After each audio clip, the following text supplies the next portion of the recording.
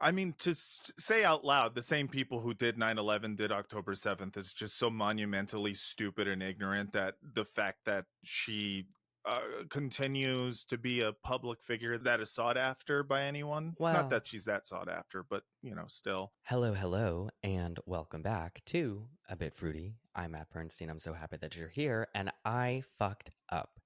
I made a bit of a fatal tech error in this episode and lost quite a bit of the good camera footage. So a good portion of this episode, my footage will be webcam, but maybe that's not a mistake. Maybe that's a happy accident. I'll be a little more up close and personal than usual, and I hope you like my pores. And without further ado, here's the episode. It's been a really weird week. I don't know if you guys saw the White House thing. Which White House thing? Sorry, there's a lot of White House things. Ariana Grande shared my Instagram post and the White House got really mad. Oh shit. That was your post? Yeah, it was my post. Oh my god. Which it's all good, but then it's my mom calls me and she's like, she quote asked me if the White House has me on a hit list. More like a hit tweet list. Right. Hell yeah. In all seriousness, they may have you on a hit list. They had you on that list before, though. So take comfort in that. But God, I hope that people listen to this one. It's not like Debra Messing is the most salient figure in our culture. I'm really aware of that. And I think I just want people to know that I'm aware of that up front. And that despite spending months and to a greater extent years in the depths of Debra Messing's Instagram content, being the foremost Messing scholar. Yeah, I'm a scholar of Debra Messing's social media posting, which it's actually kind of hard to do because she posts 50 times a day. Oh my gosh. Literal? Oh my god. Literal 50, oftentimes a lot more than 50. After the Hannah Einbinder Free Palestine Emmys speech, she posted 66 Instagram stories. Damn. Shout out to Hannah, who rocks. But gotta say, why? So you chose her on the basis of frequency of posting? Because there's a lot of crazy Zionists you could have culled from. Amy Schumer comes to mind. I'm going to tell you why I picked Debra Messing. I'm going to tell you, and I'm actually going to start that argument right now because I do feel like this entire episode, I also need to be making the case for why I'm making it. Debra Messing, no shade to her for this, but she's not working that much. Well, there was an article that came out in Quincy Institute yesterday. Israel is paying TikTok and Instagram influencers $7,000 per post. So I'm not sure Messing is being paid to post. It might just be for the love of the game. I was literally about to say she is posting for the love of the game. I know what paid posts look like, and these are not that. Israel is not investing in this post. It's just they're not. Can I tell you guys where this all begins for me? Please. Why this episode is happening? This all goes back 2 years ago. I'm going to send the two of you a post that was made by a gay Zionist Instagram person disparaging me. So this Zionist gay Instagram guy named Blake Flayton takes an old photograph of me and photoshops the words onto my chest that say, "The extent of my knowledge of the Jewish people comes from the Rugrats Hanukkah special." That was an unkind thing to post. Yeah, not nice. But then, hold on, I'm sending you a second screenshot. Oh no, the real Debra Messing hearted it. Oh. Straight up, she hearted it. Debra Messing commented a heart on this post. And I don't think I'm an extremely petty person, but well. But I am about to talk about you for 2 hours, Debra Messing. Oh. I just remember, look, I don't mean to center, in talking about genocide against Palestinians, I don't mean to center the voices of Jewish podcasters as anyone making the ultimate sacrifice here. I'm aware that's not me, but there is something to be said about a certain portion of liberal Zionist internet that really goes after prominent Jewish people who talk about Israel and genocide online because you being a Jewish person against Israel kind of undermines the whole ideology. It's why they go after Hannah Einbinder so hard. So a lot of people were making these like really kind of just like mean posts about me. I mean, they still do. But it was affecting me a lot more like 2 years ago than it does now. And when I saw this, and then I saw that Debra Messing had commented a heart on it, I was like, wait, like, but like we love Debra Messing. Like, I'm a gay guy. Like, we love Debra Messing.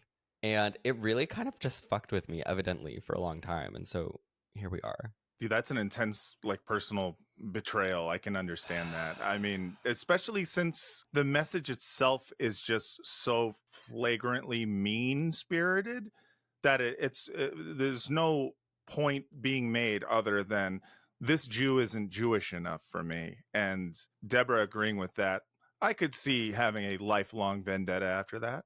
I can understand it. And also, like, why are we denigrating the Rugrats Hanukkah special? It's like one of the most educational episodes of television ever made. Well, Debra Messing, let's dance. Yeah, you want to messing with me? I'll messing with you right back. Should name this episode Shill and Grace. Oh, This is the most amount of minutes I've ever gone without getting into my official intro. Here we go.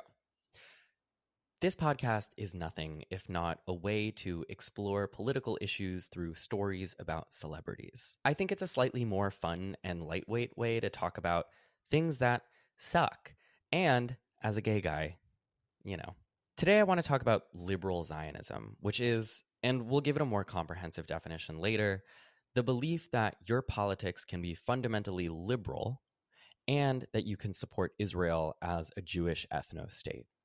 Liberal Zionists might say things like, I support Israel, but I hate Netanyahu. Or, Israel is the only place in the Middle East where you can have gay rights or women's rights, or you can fill in the blank with that one. Or, and this is one I hear a lot, what Israel is doing is terrible. The humanitarian crisis must end. But this is ultimately, of course, the fault of Hamas, and we can't just abandon our ally Israel. Liberal Zionism is the style of Zionism adopted by the majority of the U.S. Democratic Party. Consider the line Kamala Harris repeated incessantly during her 2024 campaign. Let me be clear. I will always stand up for Israel's right to defend itself, and I will always ensure Israel has the ability to defend itself. At the same time, what has happened in Gaza is devastating. So many innocent lives lost. The scale of suffering is heartbreaking. Lots of passivity in that statement that she repeated over and over again, despite trying to lead the country. Liberal Zionism is the attempt to reconcile humane beliefs with what I think are inhumane ones. It's contradictory, and the many, many millions of people who identify as liberal Zionists, including celebrities like Amy Schumer and Mayim Bialik and Jerry Seinfeld and Gal Gadot and Jamie Lee Curtis, have been tying themselves into knots to hold on to that identity as Israel's genocide worsens. How can one continue to be a liberal and support something so illiberal? Nobody better represents the impossibility of a liberal Zionist more than Debra Messing, the TV actor known for playing Grace in the early 2000s show Will and Grace, and who has more recently starred in not a lot. Once a beloved figure in the gay community who famously feuded with Donald Trump on Twitter, Debra has more recently become one of Israel's most vocal supporters, posting upwards of 50 Instagram stories a day. And like I said, I have been watching them all for months.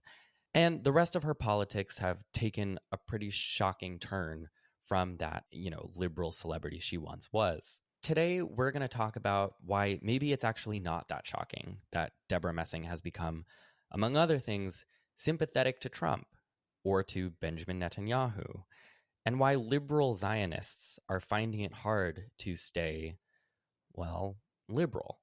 To do that, I am so excited to be joined by two people who have taught me so much about this topic and who I think are so smart. Emma Vigeland from The Majority Report and Matt Lieb from the Bad Haspara podcast. Welcome back to the show, you guys. Thanks for having me. Hell yeah. Stoked to be back. I love being invited to the Liberal Zionist episodes because that is my lane. They are my favorite type of Zionist because they are the most fake. I will say that I'm excited for this episode because the conversations I've had with liberal Zionists have been among the most frustrating because it feels like this like Sisyphean, if I'm saying that correctly, exercise where you have to be very careful. You've got to handhold a lot. You've got to speak about things in a very particular context. But you push that boulder up the hill, and as soon as you get up there, it's like, but Hamas, and then it falls all the way down. You've got to keep going back. And there's very little historical examination of the apartheid, of the ethnic cleansing of Palestine, of 1948, of the occupation of East Jerusalem and the West Bank, and the rolling one state reality that Palestinians have been living under as second class citizens for our entire lifetimes and double that. And it all starts for liberal Zionists on October 7th. And apparently, October 7th takes an outsized role in even that shortened time frame. We're going to get into all of this in greater depth. And if you have no idea what we're talking about right now with liberal Zionism, Debra Messing's Instagram activity, we're going to make it all very clear. And my goal is for you to walk away from this understanding what our position on quote unquote liberal Zionism is and why it's an untenable position to maintain, as displayed very well by Debra Messing. But I think in my heart of hearts, I really just want to make this episode because there are so many people, like I said, like I grew up with in a Jewish community, a mostly liberal Jewish community, who they're not, Trump type Zionists. They're not, cheering on, we got to build waterfront property on Gaza. But they say something a lot softer. The humanitarian crisis is terrible. We have to avoid civilian casualties, da da da da da. But it's like there's not a lot of daylight between the actual policies they support and the ones that someone like Donald Trump is proposing and Bibi Netanyahu is proposing. And also, on a very personal level, I've watched a lot of those supposed liberal Zionists do what Debra Messing has done, which is just slide to the right. Like the amount of people I went to Hebrew school with who were like going to like Pride 5 years ago and whatever else, and now they're liking the White House posts about, flattening Gaza on Instagram. It's so jarring, and it really does feel like a break from like childhood reality, which Matt, I don't know if you can relate to that, but Oh, 100%. I mean, that to me is when we talk about gaslighting and the feeling of, I guess, mass hysteria, during this time, a big portion of that is people I know personally who have abandoned every moral that they had made a firm part of their identity in order to support a genocide. And just how that contrast between having beliefs and abandoning them is just so it's so apparent that it makes you feel like, what is this a bit? Like, how can you go from being someone who made your whole thing white allyship during Black Lives Matter to, I, as a Jewish person in America, am at more risk, if you think about it, than any Black person has ever been historically. Like I've heard people make that argument, and these are people who at one point I considered to be thoughtful, intelligent people. So yeah, no, I feel you, man. I know a lot of people who to this day are just their mind is they've melted from Zionism. And I think it exposes the inherent contradiction of liberal Zionism, which I know we'll be talking about more in depth. But the idea that liberal Zionists can, in a domestic context here, say vote Democrat and speak about things like multiculturalism, and yet within the context of Israel, they support an ethno-state maintained by dominance and by force and now by genocide. And in my view, I believe in multiculturalism as an ethic, and not just as an ethic in terms of what's right, and we shouldn't have segregation or apartheid, but because it engenders understanding. And in part, the reason that we're here and the Israeli population is so deeply radicalized and brainwashed, let's not be Pollyannish about what's actually being said, even within supposed liberal Israeli circles within Israel. It's because they are segregated from Palestinians. And you can hear about ex-Zionists speaking about their experience. Oh, I went to the West Bank, or I interacted with this Palestinian person. And that's what begins to shatter it for them. And that's why the Israeli government relies so heavily on capitalizing on anti-Semitism, I would argue fomenting it, and creating this notion that the only place that's safe for Jews to go is the racially segregated ethno-state that is a glorified aircraft carrier for the United States and our intelligence outposts in the Middle East. It functions as our colony. We're going to ping pong a little bit back and forth between Debra Messing and Israel, which as I say that, I realize like how jarring this outline that I've created is. But nonetheless, shall we ping pong back to Debra? Let's do it. We shall. I want to give a little bit of biographical info on Debra Messing so that I can really establish her to the listener as like this bastion of like liberal Hollywood type, so that from there we can establish where she goes as she follows sort of this trail of Zionist breadcrumbs to a completely different place. So Debra Messing is born in Brooklyn to Jewish parents, and long story short, again, because the specifics of her biography are not super relevant here, she breaks into the acting scene in the 90s and she has some smaller roles. She eventually stars in the Fox sitcom Ned and Stacy, which was canceled after 2 seasons. And then after that, stars as Grace on the TV show Will and Grace. I want to ask, do either of you have like parasocial relationships with Debra Messing as a celebrity? Because like I was a little bit too young to appreciate her at her peak. Like I was born when Will and Grace started. Oh, that's right. You're really young. In fact, both of you guys are really young. I'm 40, so I knew Debra Messing only from Will and Grace. That's how I knew her. I had no interest in her. I mean, the sitcom itself was not something that I watched. I was more of a Drew Carey show fan. Never watched Will and Grace, but I knew about her as a supporter of the LGBTQ community, and for my money, that's really all I cared about. So I had a positive view of her until finding out that she is a rabid anti-Palestinian racist. But Debra Messing and I were once in the same room. I love the plot thickens. Okay, Yes. all right. It does thicken a little bit. I mean, when I was in high school and then into college, I was an avid practitioner of photography. And when I was 18, when I was a senior in high school, I was invited to the GLAAD Media Awards in New York City. And I grew up in New Jersey, so I could just take the train in. And I was invited, not because I was like doing any sort of like LGBT work at the time. I was a high school student, but I was invited as a photographer. And I photographed Debra Messing on that red carpet because she was there being honored for like her like lifetime of allyship to the LGBTQ community. Debra Messing, I mean, she really did become a gay icon because Will and Grace was one of the only mainstream representations of LGBT characters on cable TV at the time. I think it's important to note that that isn't necessarily because the representation on Will and Grace was like good or complex or even kind.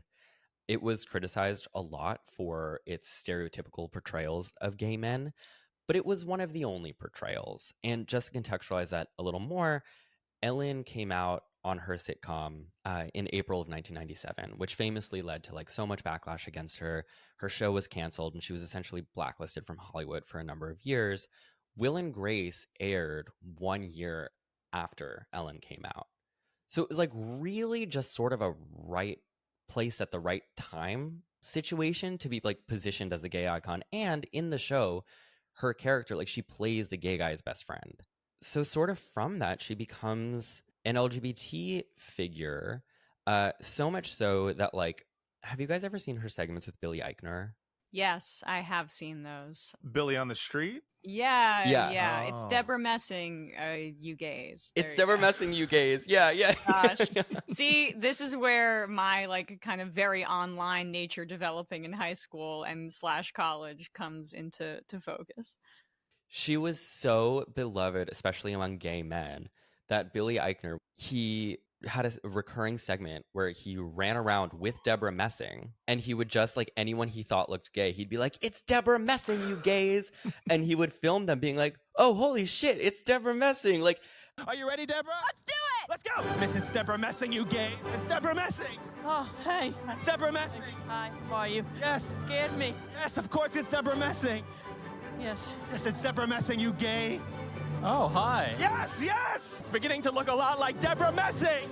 Oh, it's Debra Messing. Yes! It's Debra Messing. Yes! Yes, it's Debra Messing. Oh my gosh. Yes, it's Debra Messing. Oh, wow. Oh, wow! I was watching these when I was making the outline, and it's so sweet. And I wish it had stayed here, you know? Yeah.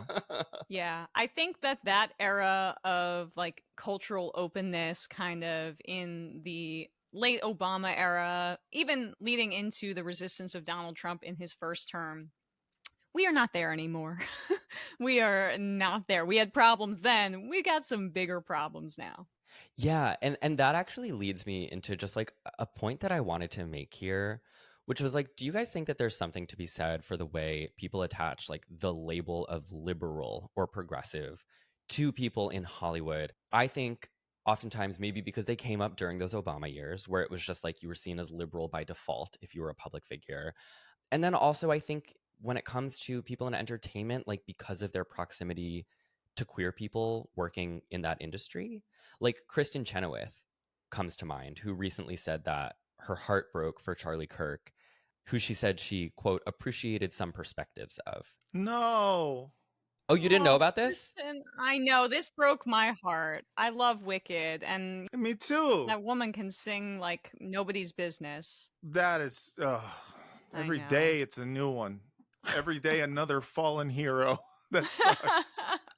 Selma Blair also commented on like a Charlie Kirk tribute. She said, this incredible man who would go into the cauldron of indoctrination and use logic to have dialogue. I am sick for his family. I'm sick for all of us. The cauldron.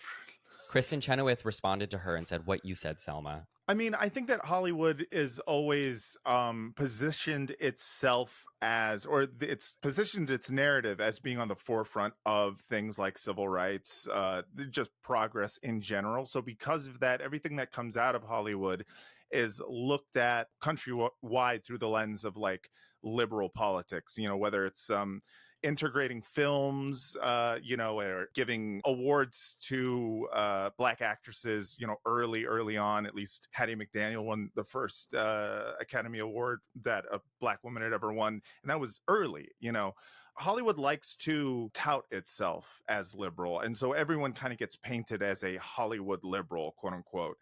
And we, of course, know anyone who lives, I live in LA and grew up here. We know a lot of liberals, and liberal doesn't mean the same thing to me that it does to the rest of the country. To me, I know a lot of liberal racists, and that is something that is supposed to be in conflict, but it's actually not. It just means that you have some tolerance and you position yourself publicly as one thing, but behind closed doors, you're another thing. Right. And I would, build off of that and say that there is an increasing contradiction as we're in levels of untold income and wealth inequality that rival the Gilded Age, and that we're, as a country, helping what functions as our colony commit genocide. Mm-hmm. Shout out to the Gilded Age, by the way. It's a great show. And Morgan Spector is Oh my anti-Zionist DSA member, babe, total hottie. But that was also a real period of history, man. I know I'm teaching you things on this show today. That's where we're at right now, and liberalism is failing. And liberalism is the idea, right, that people can be whoever they want to be, but liberalism also applies to markets. So free market liberalism, neoliberalism, as it has been discussed. And that is inherently contradictory in this moment, where free markets have led us to a moment of fascism, and you see corporations capitulating to Donald Trump left and right. And so the people who are still liberals and not leftists are either kind of waiting around in some mild centrism that applies to nobody and is cancerous to the Democratic Party, but whatever, or they're kind of flirting with the right wing at this moment, because there are some liberals, I would say, that have been radicalized, and even you see this with the Democratic Party base. They're changing their minds on this front. But the liberals that we're speaking about here, they're siding with capital. I want to talk a little bit about Debra Messing's feud with Donald Trump. First of all, it's important to note that Debra Messing's relationship with Donald Trump starts back when she was on Will and Grace, because Will and Grace aired on NBC back to back with The Apprentice. Which made Debra Messing and Trump essentially colleagues. In the 2024 book Apprentice in Wonderland by Ramin Setuda, Trump is described as having an obsessive crush on Debra Messing, who was also friendly towards him and apparently thanked him for getting NBC's ratings so high, thereby increasing the popularity of her own show. That's where his crush must have originated. A ratings-based compliment is all he ever wants. Yeah. Yeah, that's right. That's right. This led Trump to be extremely vindictive towards Debra when Debra came out against him during his 2016 presidential run. Famously, this is not famously. This is just famously to people who have been like Googling Debra Messing a lot over the last couple You months. can still keep saying famously. I think it's funny. It's like everybody knows the 34th Instagram story that Debra Messing posted last Tuesday. Famously. This is famous. Yeah. So there's a whole Wikipedia entry about every single one of those Instagram stories. And I wrote all of the entries. When Trump held a Beverly Hills fundraiser for his 2016 run, Debra called for a published list of every Hollywood actor who attended so that they could be blacklisted. This like really set Trump off. And this makes sense to me. I mean, this even like comports with this narrative that he had a crush on her, right? Because there's like kind of very few things that I think make him more angry than like, and this is for like frankly a lot of straight men.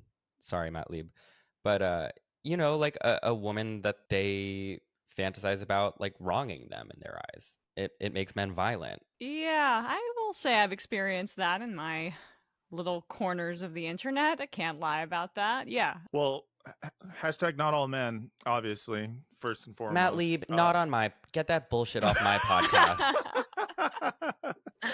So, you know, between this feud, which really like gets her going on social media with all of, you know, her kind of anti-Trump sentiment and the gay stuff, et cetera, Debra Messing really establishes herself as an outspoken capital L liberal celebrity. She also, early on, way before October 7th, albeit not nearly in the way that she does now, she advocates for Israel. And so now I want to bounce back to Liberal Zionism. This episode, very timely, in fact, is brought to you by the Freedom from Religion Foundation, the FFRF. As we head back to school, a friendly reminder that Jesus is not your guidance counselor, and your tax dollars should not be paying for a sermon during algebra. And yet here we are. States are forcing religious posters into classrooms, swapping mental health staff for unlicensed school chaplains, and shoveling public money into private religious schools through shady voucher schemes. Sounds fake. It's not. Google it. It is very end times, just, you know, not in the way that these people think. Hee hee. Haha. The Freedom from Religion Foundation is not having it. They are suing, educating, and fighting to keep religion out of government and off your kid's classroom wall. Does anyone have a count of how many states now require the fucking 10 Commandments poster to be put on the front of your childhood classroom? It's ridiculous. Like, it's actually fucking crazy. It's not on my script. It's just fucking crazy. If you would like to get involved with the Freedom from Religion movement, you can do so very easily and for free by going to ffrf.us/school or text the word freedom to 511-511, 511-511. That is ffrf.us/school online, or text the word freedom to 511-511. Because you did not survive purity culture just to have it show up in math class. Thank you to the FFRF for sponsoring this show. What a cool sponsor to have, and what a timely one. Now, let's get back to the show. And I think I want to start explaining liberal Zionism by saying that, like, growing up in a Zionist synagogue, in a Zionist community, like, I could have been described as a liberal Zionist. And I think first and foremost, when I reflect on that time and that belief that I held of like, I am a liberal and also like Jews need Israel and whatever, because like that's what was instilled in me growing up. It almost feels like a waiting room of a belief system that you can only stay in as long as you don't think super hard about what any of it means. Yes. So what does it mean? That's a perfect way of describing it. I think liberal Zionism, as someone who was also formerly a liberal Zionist, in America at least, I can only speak for myself and, all the Jews of the West. But liberalism and sort of progressivism and You're beliefs. so stupid. I am stupid. uh, was something that a good portion of Jews in America are quote unquote liberal, meaning things like being pro civil rights, again, not just for people of color but also for gay people, liberalism in general, being big in cities, right? So Zionism was also a belief that a lot of us had, which is, Israel, the state for the Jews, being a net good thing. The connectivity between liberal and Zionist happens basically because you need a reason to believe in something that is inherently wrong. Like this is my feeling about it, but a liberal Zionist is essentially a shallow thinker when it comes to this one particular issue of Zionism. It's someone who only wants to know enough about what Zionism is in order to justify it in a liberal way. So it's using liberalism to justify inherently illiberal things. And I think that's, why the conflict, that contrast is so apparent. A liberal Zionist is someone who believes in all of the same leftward-leaning schlock that anyone else believes in, whether it's representation politics, identity politics, again, civil rights. But when it comes to Israel, there's an exceptionalism. There's something exceptional about it. It's not just that like people having liberty to be the person they are is a good thing, but that it is a inherently superior thing to the way that other people live in the East. And so liberal Zionists often will point out the fact that like in Israel, we have all of these liberal beliefs. And it's one thing to say, yes, these beliefs are good. It's another thing to say that these liberal beliefs supersede ethical or moral principles that you may believe in with any other case. It is a belief in Israel as an ethno-state, and it's a Jewish supremacist notion. And in the explicitly American context, it's one that can fit into the idea that you should support the Democratic Party, where it's a notion of ethnic or religious supremacy that still can be reconciled with, calls for civil rights here domestically. And that contradiction is falling apart right now before our eyes. I genuinely struggle to understand liberal Zionism because it's like, again, I think about like people I grew up around who are like, yeah, we hate Netanyahu, but Israel can function without the constant violence brought upon Palestinians by someone like Benjamin Netanyahu. But I'm like, when has that ever been the case? It has never been the case. Israel was founded, 1948, the Nakba, the forcible violent displacement of 750,000 Palestinians. Whenever I hear liberal Zionists talk about like, well, we need a liberal leader, Netanyahu is a far right, we need a more liberal person in charge of the Israeli government. But I'm like, the project of Israel is an illiberal project. I think I kind of, this is not in my script, but like I really run into problems with that logic. And even people who think that the project of Israel is one that's separate from Netanyahu. I mean, I see him as like a very authentic Zionist leader in that like all of Israel's, dehumanization of Palestinians for the last 70 odd years have led to this exact moment.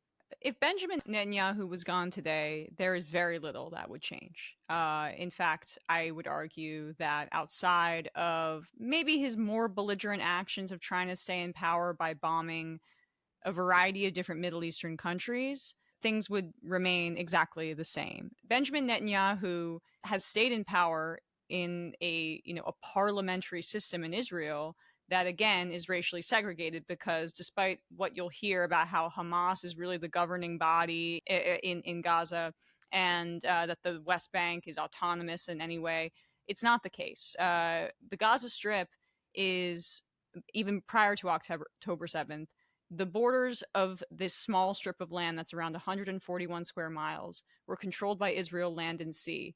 They would, over the years, repeatedly bomb the Gaza Strip to, quote, mow the lawn in order to make sure that any Palestinian resistance would be tamped down.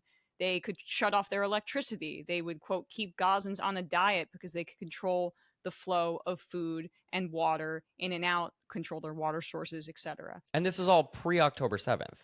All pre-October 7th, yes. And it basically was the Warsaw Ghetto, and now it is an open-air concentration camp, is what I would liken it to historically. And so that project and the attempt to ethnically cleanse Palestinians from the land and remove them from the Gaza Strip, which is on the water, it's beachfront property, as you'll hear from the Trump administration over and over again. It's important to Israel to try to ethnically cleanse the Palestinians so they can take it. That would all be there without Benjamin Netanyahu. And the problem, as you were both were saying, is the concept of Israel as an ethno-state.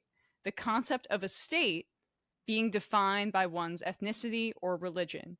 And what we talk about on my show and what leftists will say is that the only solution here is a one democratic state, truly, from the river to the sea, where there is a United Nations, say, commission that comes in, oversees this so that it can reduce violence, and there are truth and reconciliation committees about the participants in this genocide, and you bring Palestinians back and integrate them into Israel racially and ethnically so that they have full and equal rights, and that they too have a right to return. That is a left-wing, multicultural, truly even liberal vision of folks living amongst one another and learning from each other. And liberal Zionists don't believe in that. And that is where we talk about the contradiction. Whew. Snaps. I also think it's important to point out what exactly liberal Zionists do believe in. And it's actually, there's a lot of different levels. If you're talking about someone like Debra Messing, they might be, I mean, I think it's pretty clear that they are ideological Zionists. They're Zionists first. The liberal part is just window dressing. For a lot of other liberal Zionists, or people who I label liberal Zionists, I think what that label to me means, at least for some of them, is they have a non-ideological and ignorance-based approach to talking about Israel and also dealing with it. It's like liberalism is almost therapeutic. For them, it's a deep need to still believe that they are on the right side and they are the good guys here. And I think some of them are doing whatever they can, whatever's possible in order to continue living in that ignorance. I think it's so interesting talking about the ways in which liberal versus like sort of openly right-wing Zionists deal with the reality of like what has become of Zionism, which is obviously a genocide. When you look at the right, when you look at the MAGA movement, for example, you see them being like, yeah, we're going to flatten it. We're going to turn Gaza into a parking lot. We're going to build waterfront property. Whereas liberal Zionists will speak with a little bit of shame, like, oh, there, you know, it's too much. There's too much human suffering, but also this is what needs to be done. Like, that's what I mean. And you're so right. It's window dressing. And that's what I mean when I say, like, there's not a lot of daylight in the policy differences that both of these groups are pushing for, which is why when you look at the Democratic Party, which is made up almost entirely of liberal Zionists, and the Republican Party, which is made up of right-wing Zionists, like, there's no major anti-Zionist party in the United States, which is also, I mean, largely because they're all bought out by AIPAC, but, you know, that's another conversation. MAGA Zionists will say, they'll see the pictures of dead Palestinians and they'll be like, fuck them.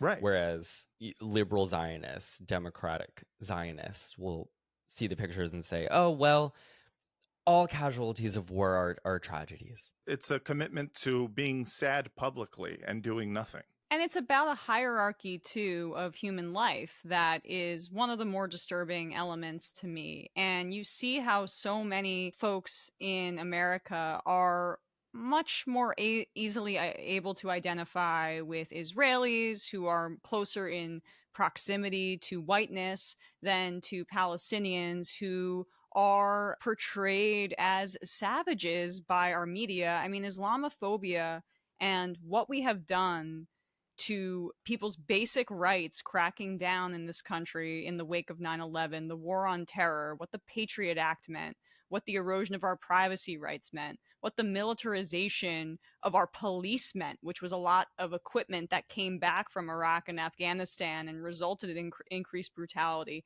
It's all led to this exact moment that we're in right now. So it's really dark stuff. And I also do think it's important to point out that liberal Zionists within the United States are entirely disconnected from, or at least are very much ignoring, what liberal Israelis, so-called liberal Israelis, believe.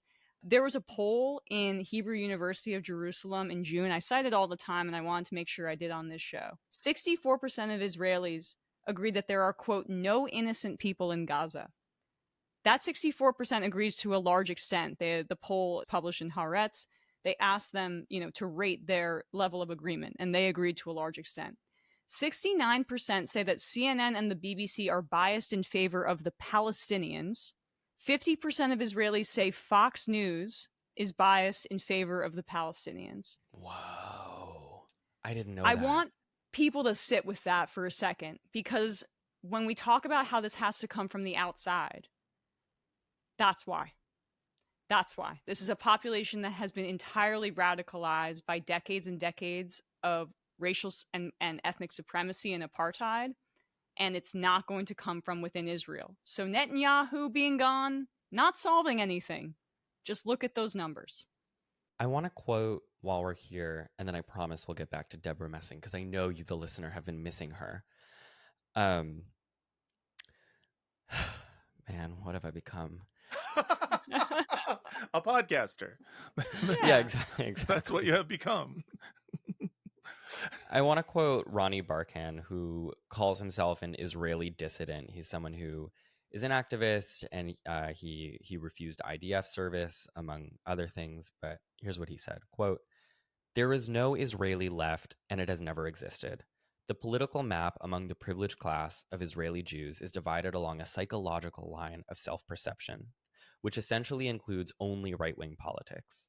While a so-called leftist discourse in Israel is usually perceived as revolving around liberal and humanistic values, no discussion exists concerning the deeply rooted supremacist character of the state, its inherent anti-democratic nature, nor the fate of those who have been disenfranchised, oppressed, subjugated, and terrorized for the past 7 decades by Israel, the Palestinians. Israel is definitely not a democratic state, but it is also not a Jewish state. Israel is only Jewish in the same way that South Africa was white. It is not Jewish by religion, but only by supremacy. The so-called differences between the left and right in Israel are not a result of differing values, but are tactical and cosmetic. For example, the way that the members of each group would like to portray themselves to the world. While the right-wingers unapologetically claim supremacy and dominance over the land, and, like most supremacists, care very little about their perception of the world, the so-called left creates and maintains a false narrative in order to maintain an illusion that Israel is a humane democracy. This is essential, both for outer appearances and self-perception." Absolutely. And if you listen to these protests that are happening in Tel Aviv, and you'll hear someone who identifies as an Israeli leftist speaking, they want the war to end. They call it a war, obviously. And then you ask why? Well, they want the hostages back, okay. So a permanent ceasefire then? No. That's not the opinion of the Israeli left. The opinion is we get the hostages back, we trick Hamas basically into a ceasefire terms, and then we go back in there and we do the final solution. Because when we're talking about what's happening right now, I want to make this abundantly clear for the audience. You'll see these death numbers in the Western press. Those are only the people they've been able to verify. Those are only the people that have gone into the hospital and have been declared dead and have been identified. I have spoken to multiple doctors on my show, and I know Matt, I'm sure Lieb has done some similarly.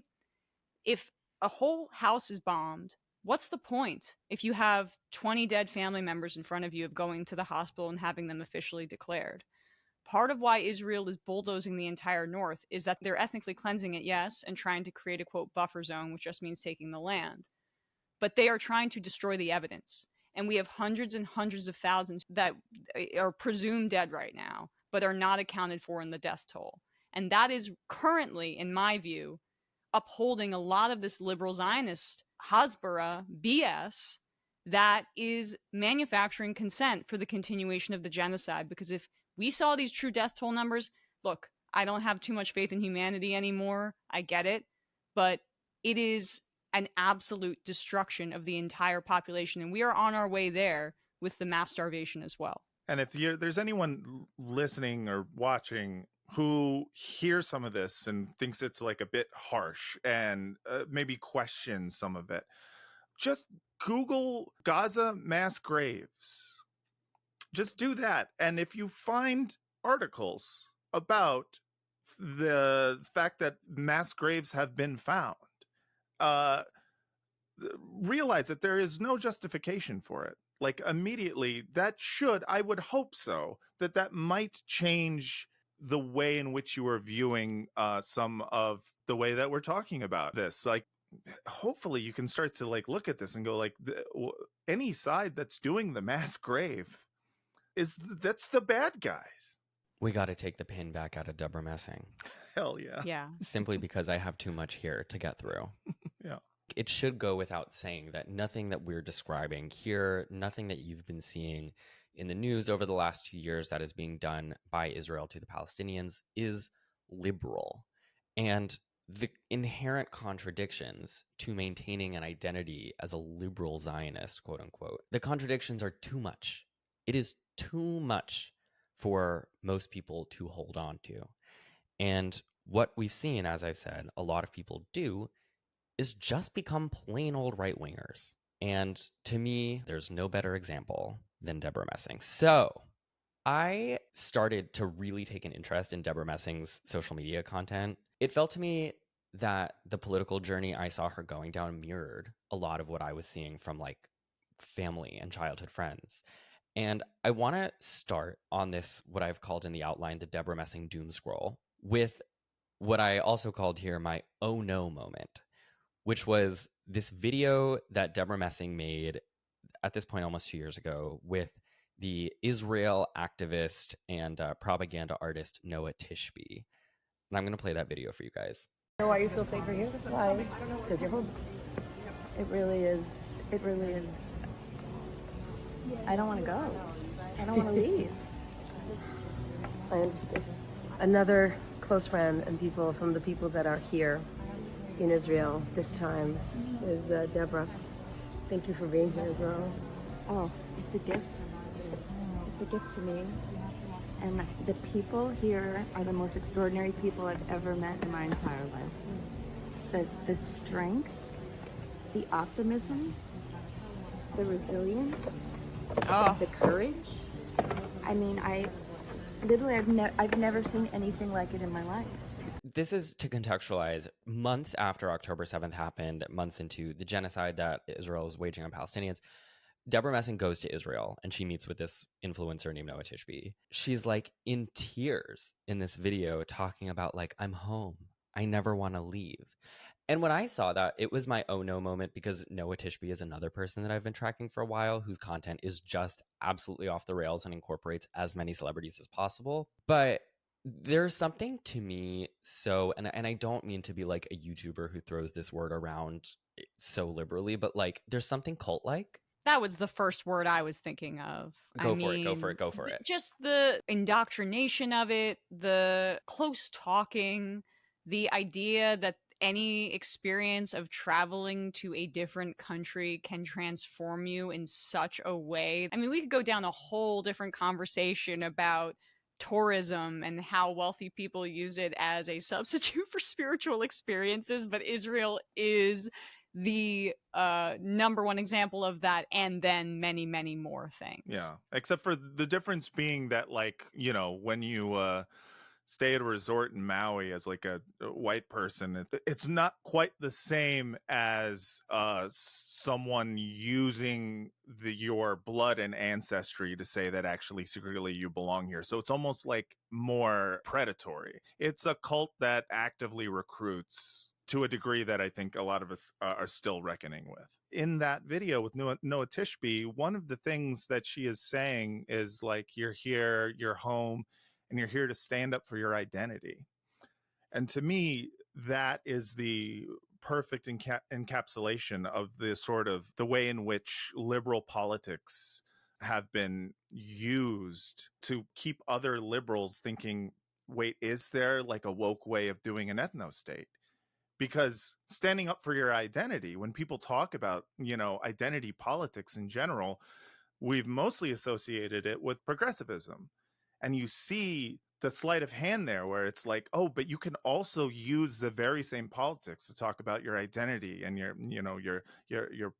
being proud of your ancestry as a way in order to create an ethno-state. Debra Messing strenuously opposes any sort of journalism happening in Gaza, which is true of Zionists in general, because any sort of just like objective filming of what's going on there is an indictment of Israel. So Motaz, a Palestinian, a Gazan man who really shot to Instagram fame for his journalism inside Gaza in the earlier months of the genocide, he was named GQ Middle East Man of the Year, and he sometime later fled Gaza for his own safety, which it doesn't take a lot of thinking to be like, yeah, you want to get out of Gaza at some point, especially with like a target on his back by the Israeli government because he has millions of Instagram followers. And so anyway, Debra Messing posts, I don't know if you guys remember this, she posts a video of him leaving,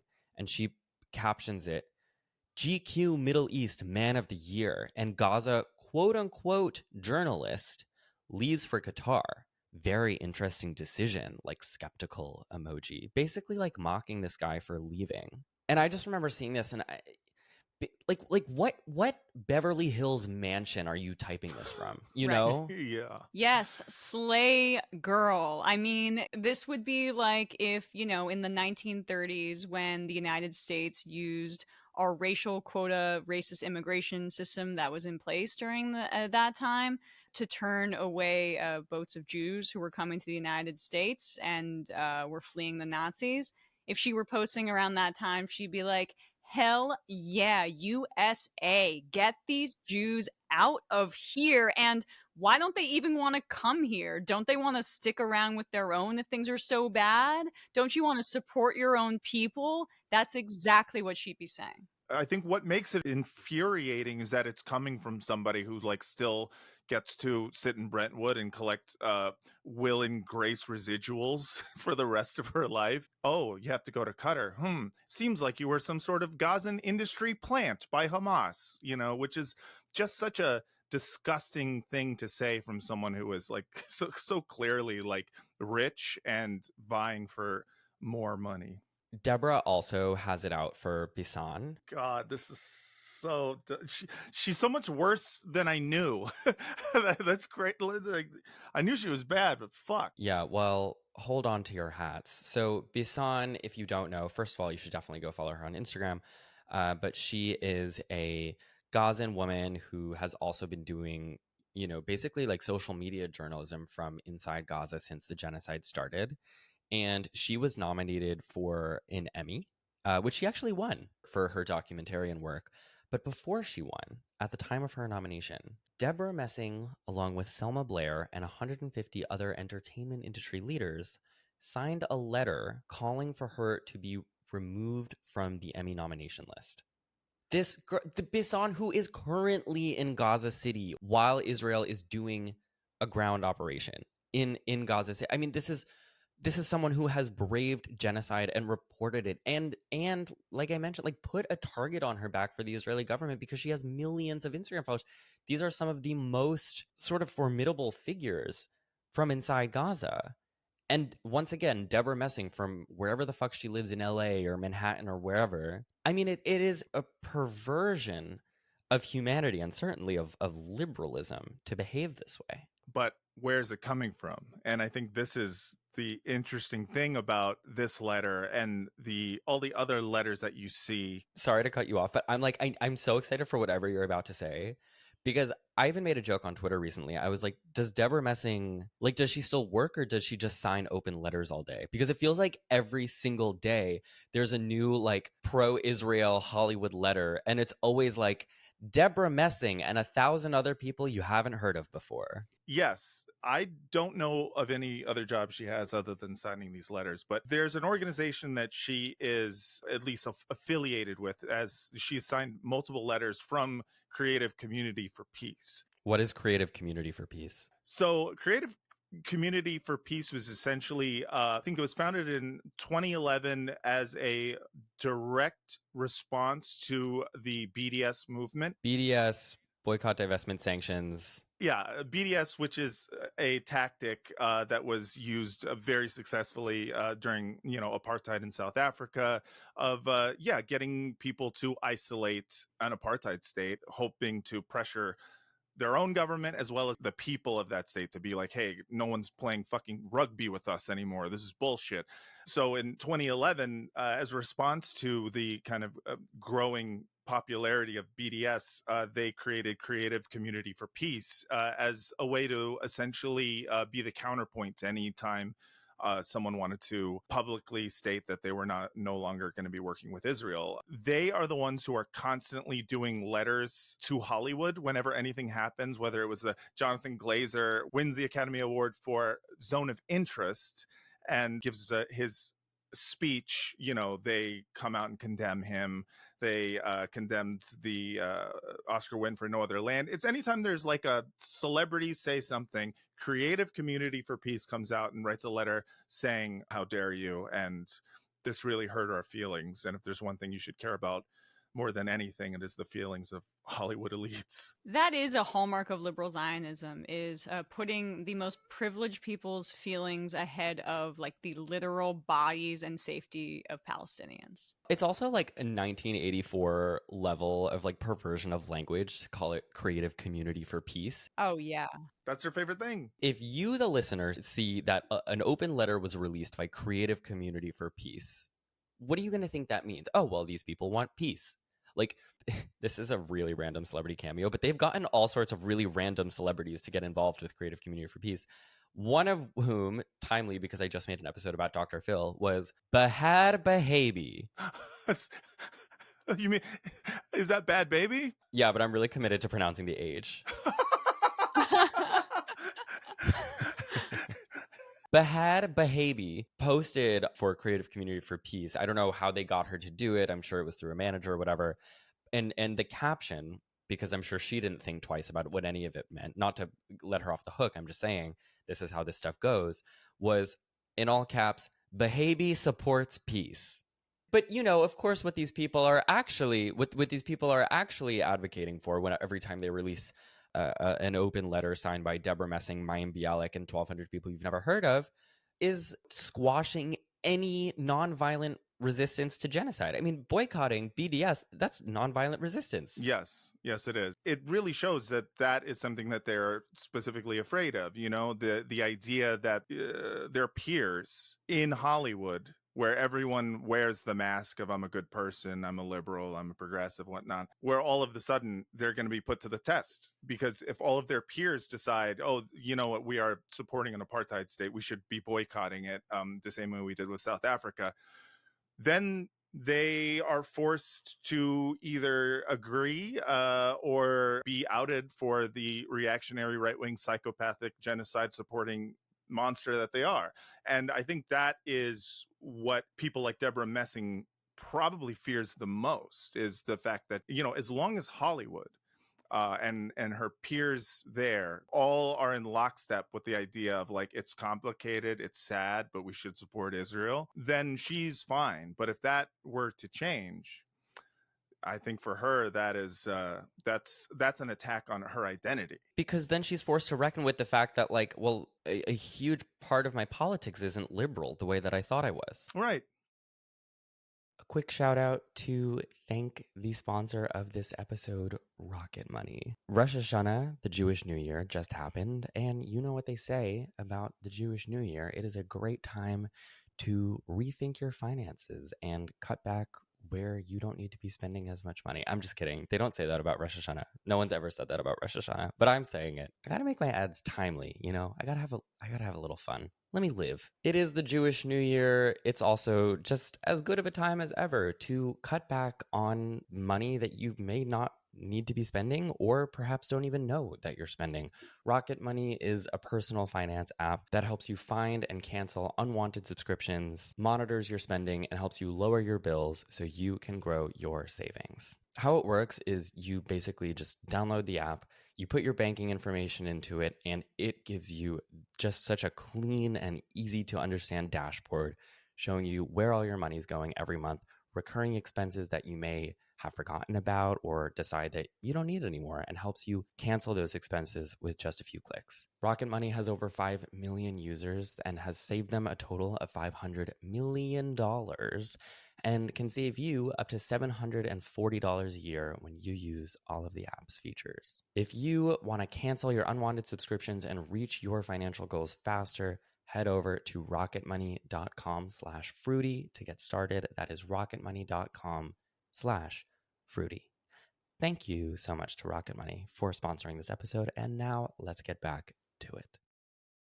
In August of this year, I decided to do a Debra Messing check-in. I checked her Instagram story, and she had reposted a video from Kelly J. Keane, aka Posey Parker, who is a British anti-transgender activist.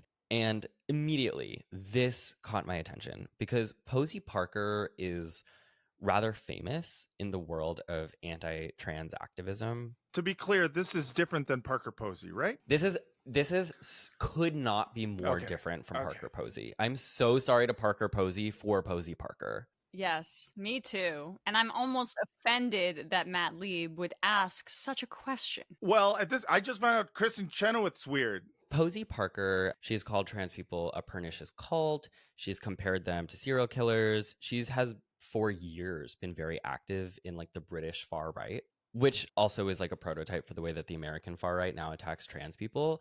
But I was like, what is Debra Messing of 2017 GLAAD Awards doing sharing Posey Parker? This is when I realized that she was very explicitly going on this like personal journey to the right. And it's like, I talk a lot on this podcast about like grifters and people who are doing like audience capture. That's like not what Debra Messing is doing. She's having like, she doesn't need more money, and she's clearly not trying to get any through this venture, in my opinion. I think she's just having like a very evident crash out. This makes itself ever more visible when Zoran wins the primary, the New York City Democratic primary for mayor.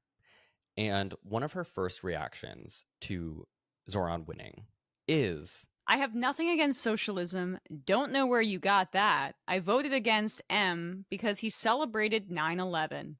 Let that sink in. I love my country. My reasoning is not Islamophobia. I've chosen to live in the most beautifully diverse city in the world. The same people who did 9/11 did October 7th. I just don't want a mayor who sides with terrorists. Oh, and he wants to defund the police, and he has no experience. I will stop here. I just want to ask, do you guys know how old Zoran Mamdani was on 9/11 when Debra Messing claims he was celebrating? We are similar age, so I think he's like 9 years old, right? Yeah, he was 10. 10 years old and celebrating 9/11. Tisk, tisk, tisk, tisk, tisk. I mean, to say out loud, the same people who did 9/11 did October 7th is just so monumentally stupid and ignorant that the fact that she continues to be a public figure that is sought after by anyone, not that she's that sought after, but, still, I mean, is insane to me. She mentions here, like, Zoran wants to defund the police, and she's against that. She elaborates on this a lot in her Instagram stories. And by the way, I just need a little credit from anyone watching. Like, I just need a little credit because I've been watching these damn stories every day for so long. And every time that there's a notable one, just to let you know my process, I screenshot it and I sort it into different categories in this folder that I have of like Debra Messing hates Zoran. Debra Messing loves the police. Debra Messing hates sex workers. Like I have these different folders. So Wow. so You really are a historian. Are the folders attached by red yarn from across the room? Yes. I love I really that. shouldn't admit that I'm like losing it to this extent. No, it's good. Someone needs to do this, data collection. Well, but like I said, this is literally helping me make sense of what has happened to like my childhood friends. Yeah.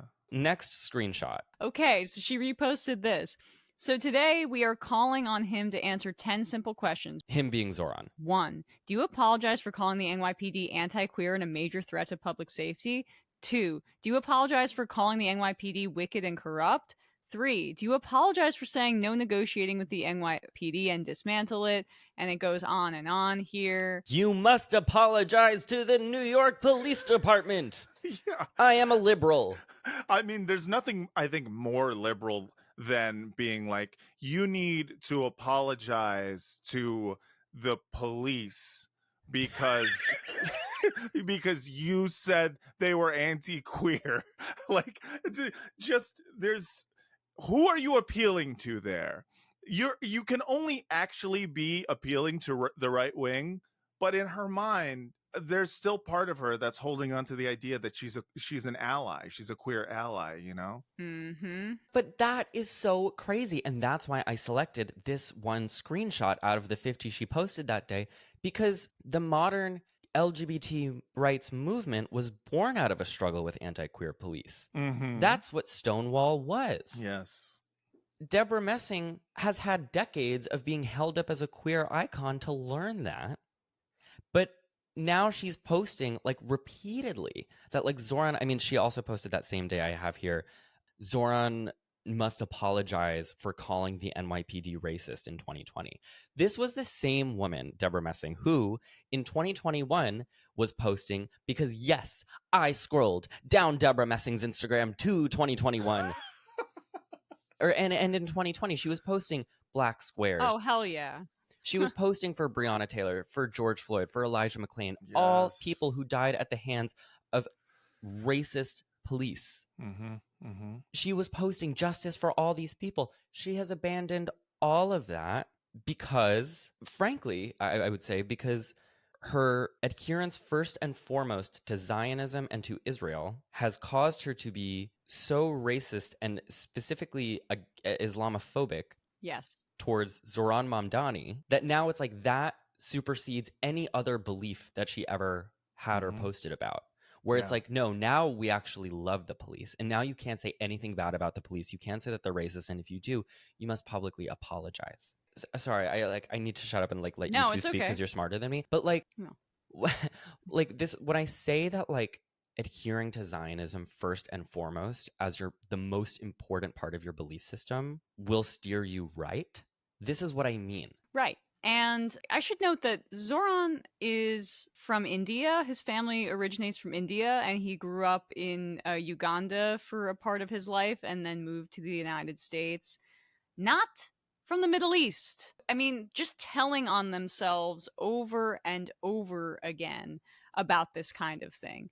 And it's not unique, but it is interesting to me that many of these liberal Zionists use 9/11 in a similar way that they use October 7th, which tells the entire story where, I'm sorry, but 9/11 was, as somebody who grew up in New Jersey like yourself, Matt Bernstein, horrible, horrible, and so many people died. But we know why 9/11 happened. It was blowback from our policy of waging constant war in the Middle East. That is why there was a terrorist attack on our soil. And they apply the very same non-logic or anti-logic, turn your brain off mentality to October 7th, where you can't have a systemic conversation about it, and let's just retreat into caveman-like hatred of others. She continues. Would you like to read out what the next screenshot is from the real Debra Messing Instagram story? Here is unhinged Zoran Mamdani, the New York candidate for mayor, trying to push his way to Tom Homan. How many more New Yorkers? How many more New Yorkers will you detain? How many more New Yorkers without charge? Do you believe in the First Amendment? Do you believe in the First Amendment, Tom Homan? Which is amazing because that was Zoran before he ended up winning the primary, standing up as an assemblyman. She talks about how he has no experience. He was an assemblyman in Albany when he was yelling at Homan because he was standing up for New Yorkers who were being brutalized and their families ripped apart by ICE. Tom Homan, who is the border czar, and he's unhinged for like yelling at the border czar. What is the right way to protest someone?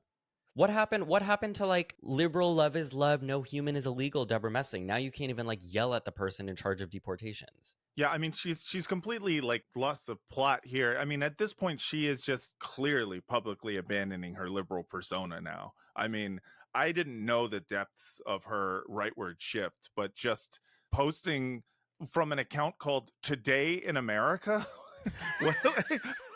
Like, oh, that's better than a lot of the other accounts she posts from, I promise you.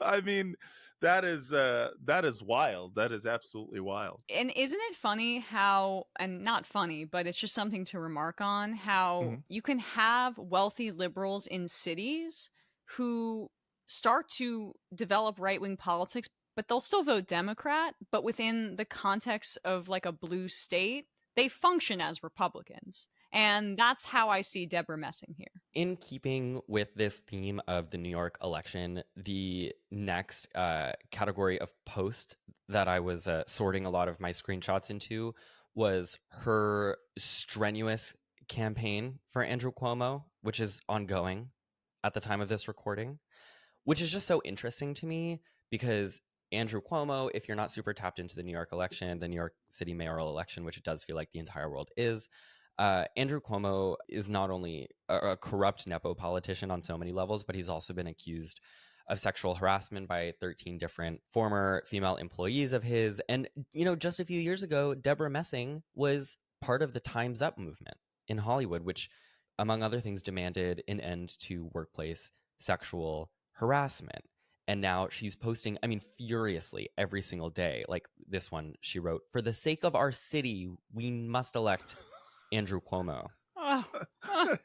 She goes from Time's Up to actively campaigning for a pervert.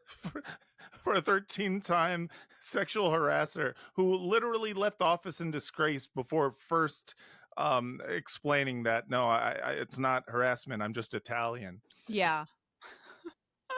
He doesn't even live here. He doesn't even live here. He's been crashing at his daughter's like insanely expensive apartment to try to prove he has residency. It is arguably the most pathetic campaign I have ever witnessed in my life. Oh, so she's voting for the settler. Surprise, surprise. But again, I have to use Israel and Zionism as a through line for this like major shift that this woman is exhibiting and espousing to her like 1.7 million followers. Like this all stems from her belief in the ethno-state. Mm-hmm. Yeah. I don't even think she truly believes there are any direct consequences from Zoran being someone who is, let's say, going to defund the police, which I don't believe he's committed to doing necessarily, or that she even thinks there will necessarily be more anti-Semitic hate crimes. What she's scared of is the normalization of a body politic and a political class that is openly critical of Israel, you know, in I think a realistic fashion, not in like Netanyahu bad, but in a I will arrest Netanyahu if he sets foot in New York because that is the law in accordance with international law. I think for her, this is her doing everything she can to stop her liberal safe havens from moving more left than she is, you know, from making her the outsider. It's just it's an ironic turn because you can't help but like see, yeah, didn't you're a Time's Up person, you were posting black squares, but when it comes to Israel, this is the one thing where you're willing to abandon all of it just so that you can remain at the vanguard of the most leftward allowed possible in like liberal society, because she doesn't want to be abandoned by it. She's like Alan Dershowitz, wanting to sue people at Martha's Vineyard for not letting him hang out. Or any conservative we've ever, heard of is obsessed with the idea that the Hollywood liberals or that popular culture thinks they're lame. The Trump administration, the MAGA guys felt themselves for a little while because they have some podcasters on their side, but that's falling apart too. Because inevitably, any kind of cultural enlightenment involves understanding other people's perspectives, and that is the death of right-wing thought. And so, like Israel, like the state of Israel, and like, honestly, this moment of fascism that we're living in right now in the Trump administration, the right-wingers, they want to fortify. They don't want to expand. They are in the lockdown bunker mode. And that's how she clearly views like the threat of a political coalition in one of the most Jewish cities in the world, by the way, that voted for Zoran overwhelmingly, saying F you to Israel and we'll arrest Netanyahu if he steps foot on our soil. And I feel very proud that New York is hopefully heading in that direction. Zoran Mamdani also supports decriminalizing prostitution and sex work. And I hope I'm not like too much in my own bubble when I say this, but like that's like a pretty popular progressive policy. Yes. And there's like so much research and data to show that it is simply about keeping sex workers, who are plentiful regardless of what the law allows, by the way, to stay safe and to have recourse if they're in a violent situation or something like that. Debra Messing is, again, she strenuously opposes this, and she posts a lot about like what's going to happen to our city when Zoran Mamdani decriminalizes sex work. She posts a video. I watched a lot of fucking videos that she posted, guys, and this one kind of took it for me, so I'm going to play it for you. And this was a video she posted in the wake of certain nations at the UN recognizing a Palestinian state. I want you to remember today, September 21st, 2025. I want you to remember today when there comes a time that you cannot practice the religion that you want to practice. I want you to remember today when women cannot go to school, when you cannot love who you want to love, when books are banned, when women have no rights. I want you to remember today. And now, some of you aren't going to like that I'm saying this, but what I could be describing could be the extreme left or the extreme right, and I realize that. But what I am describing today is the Free Palestine movement. Well, look, it's liberal Zionism in a video. She is right about the mandatory hijabs that are being sent out. I knew that whatever was about to come out of your mouth was going to be sarcastic. That's a good bet. When you start with "she is right," you're like, it's a bit of a tell. Yeah. But when we have the calls to prayer mandated by Zoran, it's a good opportunity for a smoke break. That's right. But it's just wild to me that it's like, I want you to remember this day. And it's like, you mean when some people recognized Palestine? I want you to remember it as the day in which women lost their freedoms, in which, or I want you to remember this day as when we lost our religion. Like, all of that stuff is still based on a purported liberal ideology, right? She's not yelling at the camera, the dang Muslims are going to come in, the savage hordes that they are, and destroy our women. No, it's got this nice liberal sheen to it. Like, remember this day as the day in which book burning became legal. Like, as if this person would not be leading a whole library of book burnings if it were in Palestine, if it were in Gaza, That's, to me, the core tenet of liberal Zionism is we must uphold the importance of women's rights, of gay rights, of a multiracial, multicultural society that includes everyone and values the lives of everyone except Palestinians. Right. They must die for said society to exist. And like that, my friend, is not how liberalism works. Well, they're betraying the truth there. They're talking about so-called Western civilization. Yes. It's Western civilization versus the scary, scary Arabs. It's a replication of capitalism. The West exploits the global South, and particularly the Middle East has been exploited for the past 100 or so years for its oil resources. And so we demonize the population there as savages. Well, and in that sense, it is how liberalism works. In that sense, it is almost a more true and reality-based definition of those values. Because what we look at, as like liberal values is most of the time very much economics based. So it's the idea of integration as being a good thing, not because on a moral level, but on an economic level. It's the idea that people should have more rights as to be, I guess, more free consumers. It's the freedom to consume, right?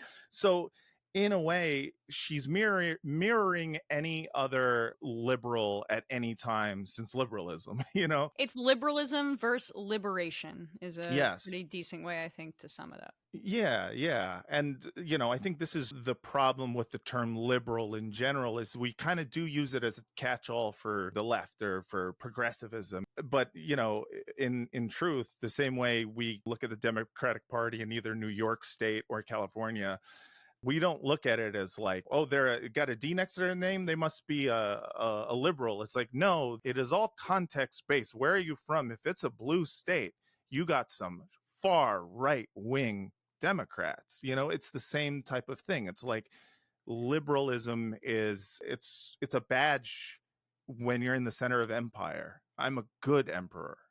And it is collapsing upon itself. And that's why there's the rise of fascism, but also hopefully leftism.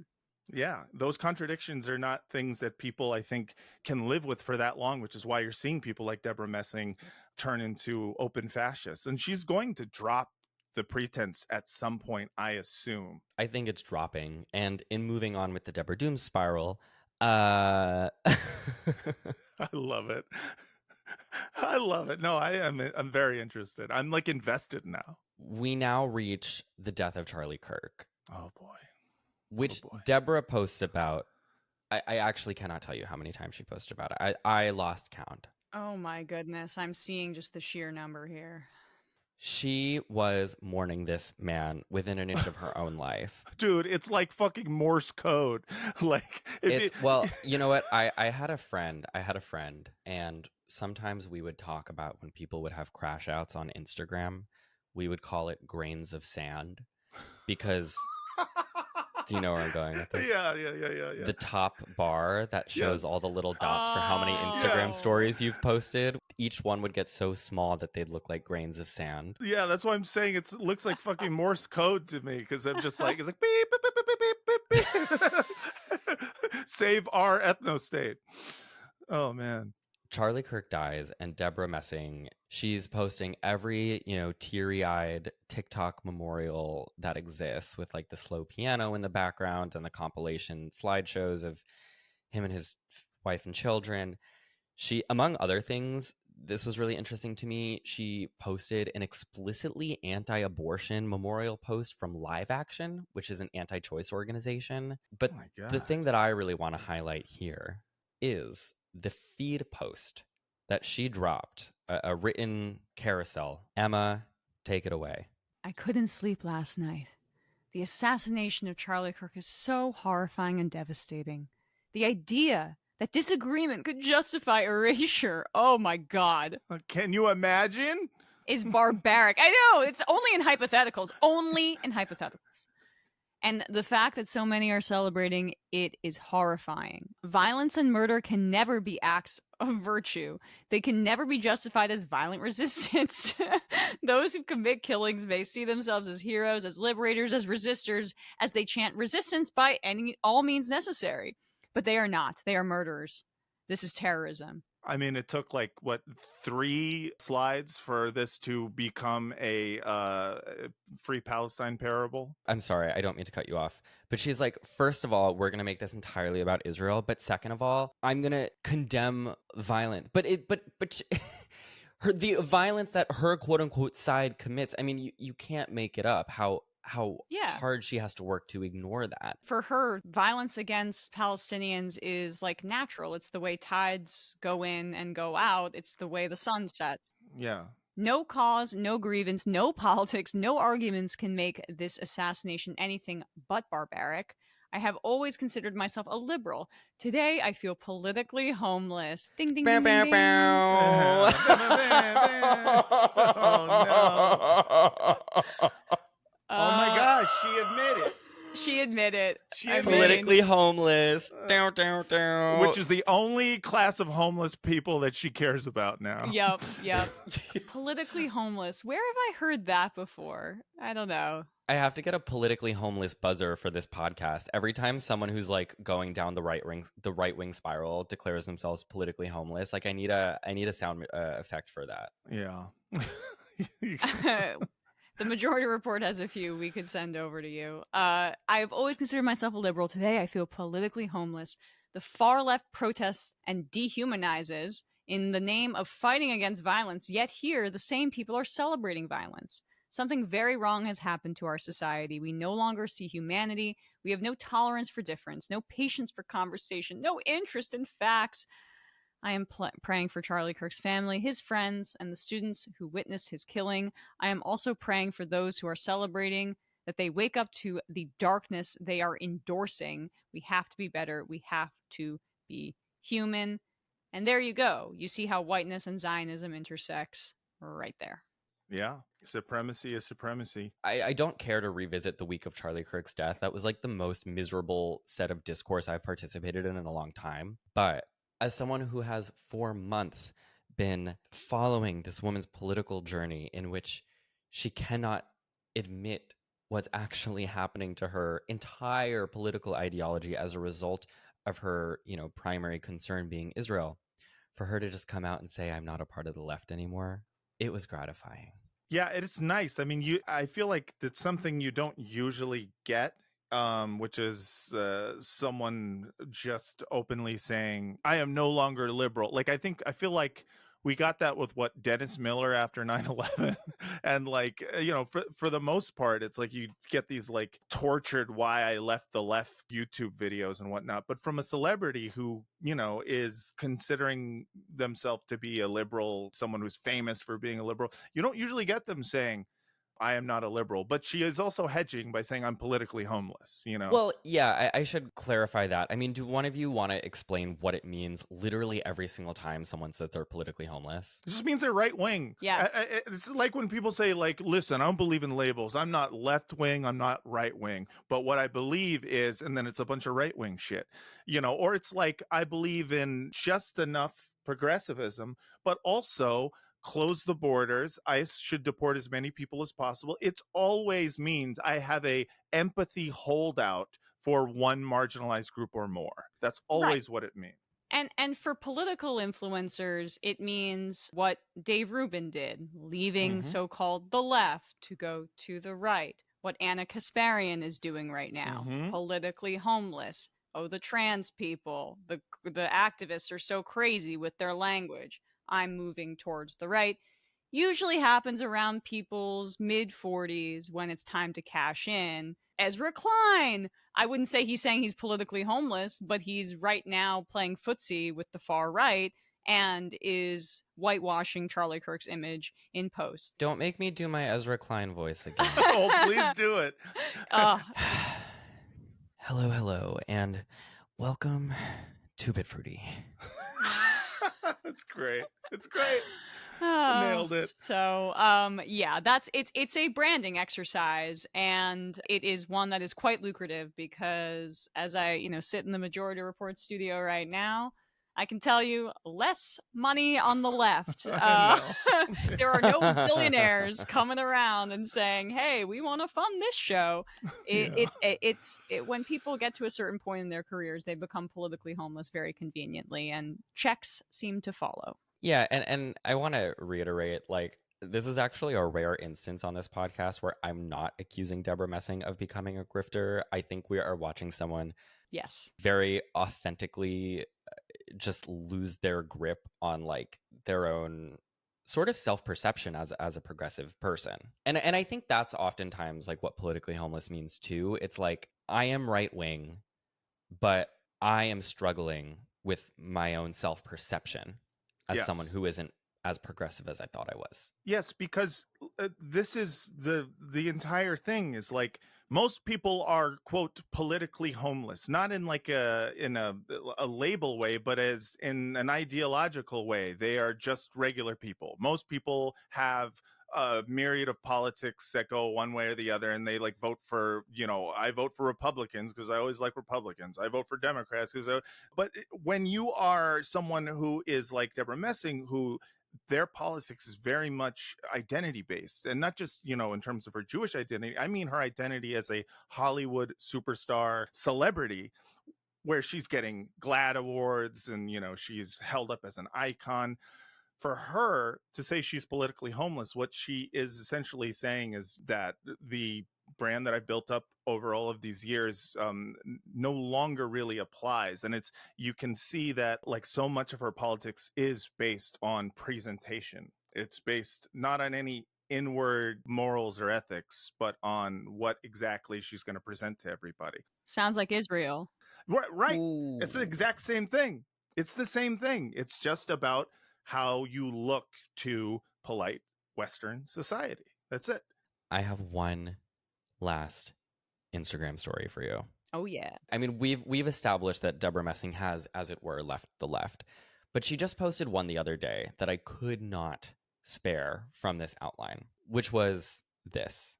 Can anyone remember the last time a Jew or a Christian stabbed, beheaded, shot, bombed, burned, blew himself up, or ran people down in a car or truck while yelling Christ is King or God is great? I mean, yes is the answer. Yes. Yes. Yes. Debra Messing hates Muslims. She's made this clear. Yes. She often fixates on what she believes to be, a violent nature inherent to Muslims, which is like a core tenet of Islamophobia. But I'm also just like, think with your head. I'm sorry. I don't usually like speak like this on my podcast, but I'm like, can you remember the last time a Jew or a Christian committed an act of violence in the name of their religion? Like, yeah, that's the foundation for the state of Israel. Yes. Yeah. The vast majority of our like mass shooters are Christian. I'm sorry, Christian white men. Right. Are they doing it because they are Christian? Many are straight up white nationalists. I mean, what are we doing? What are we pretending? Where do you live? But that's what's so important to hit on too, is that her perception of Muslims is that they are basically barbaric and only driven by illiberal religious fundamentalism. The Bush administration, when it invaded Iraq, was filled with Christian nationalists who spoke about this in religious terms. The way our country operates, the party that is currently in power right now in the executive branch and in both chambers of Congress and dominates the Supreme Court, is a fundamentally Christian nationalist party. But because we are the richest country on the planet, because we are a waning superpower, we get the ability to say, oh, we're doing all of this violence for legitimate reasons. The Muslims, well, they're barbaric. And that's the core of what she's saying there, because these governments that may have in majority Muslim countries, she grants them no legitimacy, even if they have a legitimate structure. I mean, Hamas, for example, was elected and did provide services for people in Gaza, despite the fact that they are not the resistance group that I would like there. The Israeli government liked them because they thought they could demonize them more because they were more expedient visions of the barbaric Muslim that they're trying to portray. And Debra Messing and the Zionists are, more than willing to go along with it because that's truly how they feel. And, in terms of this, like, total revisionist history, I mean, it's not even history. It's like, can I remember the last time a Jew stabbed, beheaded, shot, bombed, burned? Like, it's not even history. Today that happened in Gaza. Today. But what's worse is the fact that what she is aligning herself with is, I think for her and for a lot of liberal Zionists, it is the idea of their identity being a separate and protected group, and that needs to be maintained at all costs. And she is going to find, I think, a really brutal wake-up call The right wing in this country is only gone further right, and that includes actual anti-Semites who want to see the downfall of Israel, but not because they give a shit about the Palestinians, but because they believe that Jews are inherently bad. They view Jews in the same way that she views all Arabs, specifically Palestinians.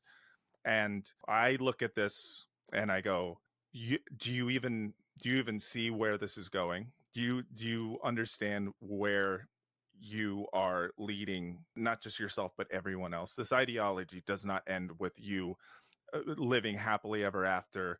No, it's going to be far worse. So I want to round this out. Sorry. On that note, it was a bummer ending. No, it was a powerful ending. It was. I want to round this out. Look, I have not been chronicling the racist Coke rants of an early 2000s television star for fun. Certainly not for my health. But I did this because, like I said, I think she's a really vivid and public and extreme, but not uncommon example of how fervent Zionism, even the liberal flavor, and oftentimes I find especially the liberal flavor because it's sort of disguised itself, leads you down the path to MAGA-hood. Like I said up top, like I feel like liberal Zionism, it's like a waiting room of an ideology that, you know, you could say that Debra Messing and Matt and myself sort of all started in the same place a long time ago, being raised in that ideology. And I guess I just want to end by like, because I'm thinking again about like the people I grew up with and the people who are still clinging to this liberal Zionist identity, but no longer can explain it because it's inexplicable. And I want to give those people, if they happen to be listening to this, like an off-ramp that is not the Debra Messing route, but that is the anti-Zionist route, you know? Obviously, I'm not speaking as a Jew here, but anti-Zionism is a belief in humanism and of shared multiculturalism. It's a belief that the colonization of another land should be left in the dustbin of history. It is a belief that the safety of all of us is intertwined and that we have a shared humanity and that our collective spirituality is scarred by what, I mean, I honestly get emotional even just talking about what we have done there and what our tax dollars have gone towards. And you can, it's not too late, wash your hands of this by educating yourself in a variety of different ways. You can read from anyone from Rashid Khalidi's books to understand the true history here. Other Jewish historians, I would highly recommend Avi Shleim. I would highly recommend the work of Ilan Pape. And in terms of an American Jew who's been doing great work on this, you have Peter Beinart, who has a book that came out recently that I would encourage people to read. There are not many white South Africans who admit openly these days that they were pro-apartheid. And there will come a time when that's a very similar moment for Zionists in this country and in other parts of the West. Don't be that person. And just to piggyback on that, I do think that, you know, the reason you are, if you're a liberal Zionist listening to this and wondering if you're going down the wrong route, the reason why you are a liberal Zionist specifically is because you do, on some level, have the capacity for shame. If you would like to avoid that shame, if you would like to avoid it, I think now would be a good time. Now is a good off-ramp. At this point, it is agreed upon by not just the UN, but by every human rights organization inside and outside of Israel that Israel is an apartheid state. The UN just, said that it's a genocide, what's going on. And that is also something that B'Tselem, an Israeli human rights group, has said as well. You're not doing yourself any favors by staying ignorant to it. And in fact, you are doing immense psychic harm to yourself. Just look at Debra Messing. If you are afraid of the word anti-Zionism, just educate yourself. And also, I think you're going to find the demons in your mind that you maybe picture who are going to these like pro-Palestine protests, whether they be Arab or anti-Zionist Jew. I think you'll find that they are some of the most principled, ethical, hot, sexy Jews and right. non-Jews you've ever met.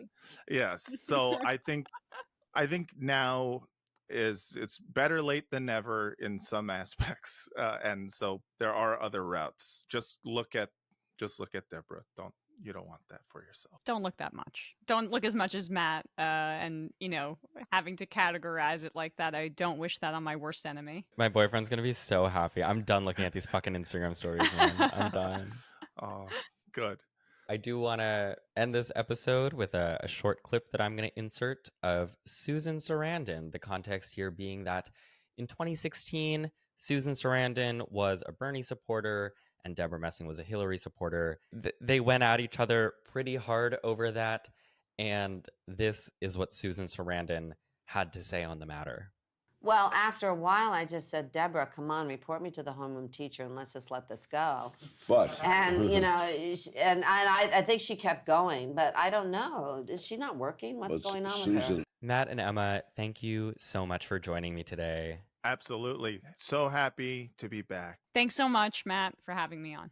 I appreciate you both so much. This was a treacherous but very necessary episode for me to make. If you, the listener, have made it this far, I so appreciate you.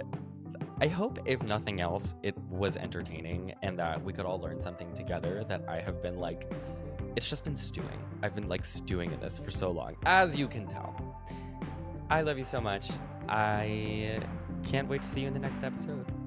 And until then, stay fruity.